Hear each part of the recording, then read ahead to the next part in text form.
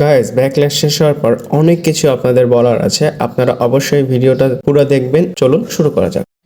Hello viewers, welcome to Rachel Bangla BD. সর্বপ্রথম টামা Tonga এবং টামা লোয়া এই দুইটা নামের বিষয়।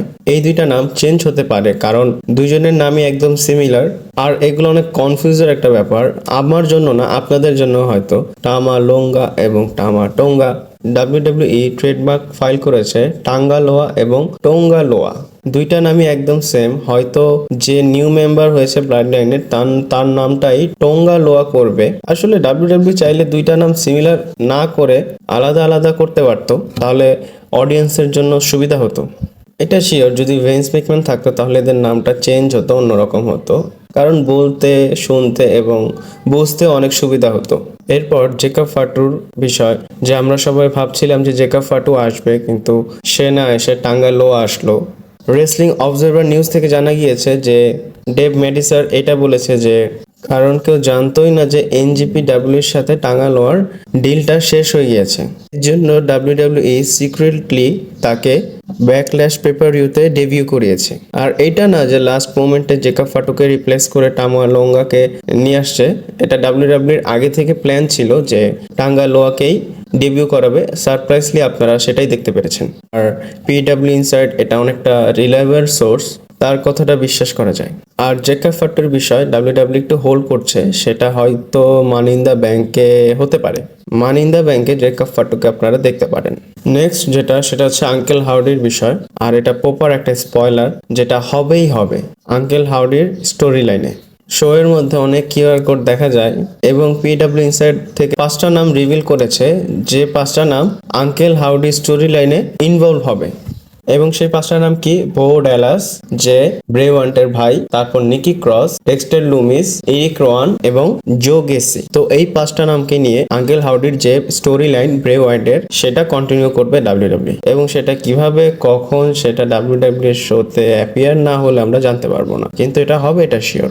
এরপর গাইস, মানি ইন দ্য ব্যাংকের শো যেটা কানাডা থেকে হবে, ওখানে যে টিকিটগুলো আছে সেটা 17,000-এর আশেপাশে সেল হয়েছে এবং যে টিকিট অ্যাভেলেবেল আছে সেটা 800-র মতো বাকি আছে। মানি ইন দ্য ব্যাংক হতে অনেক সময় বাকি এবং ওই জায়গার যে ক্রাউড তারা অনেকটা ইলেকট্রিক হয়।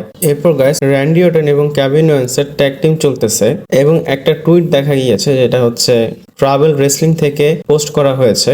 বোথ র্যান্ডি অর্টন এবং Kevin Owens are no their turning off their partners. তো এইবার কে টার্ন করবে কার উপর? কারণ দুইজনেরই হিস্টোরি আছে হিল টার্নের। কেভিন ওয়েন্স স্যামি জানের উপর অনেকবার টার্ন হয়েছে হিল টার্ন, এবং র্যান্ডি অর্টনকে আপনারা ভরসা করতে পারবেন না। তো কে কার উপর টার্নিং করে সেটা হয়তো দেখার বিষয়। এবং এখান থেকে তাদের স্টোরি লাইনটা অনেক দেখতে ভালো লাগবে, কারণ এখান থেকে যেই হিল টার্ন করবে সেই অনেকটা আগায় যাবে। আই হোপ র্যান্ডি অর্টনই হিল টার্নটা করবে।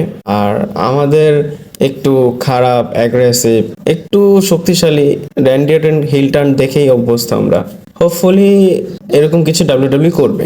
নেক্সট কথা বলি ওই টুইটের উপর, যেটা হচ্ছে ফিন বেলার পোস্ট করেছে।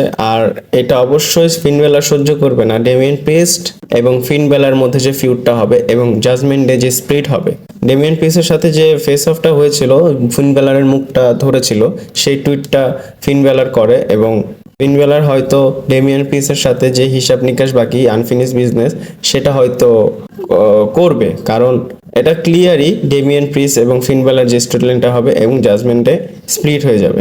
রিয়া রিপ্লি আসার আগেই জাজমেন্টে ভেঙে যাবে এবং রিয়া রিপ্লি এসে দেখবে যে অবস্থা, রিয়াকশনটা কেমন হবে।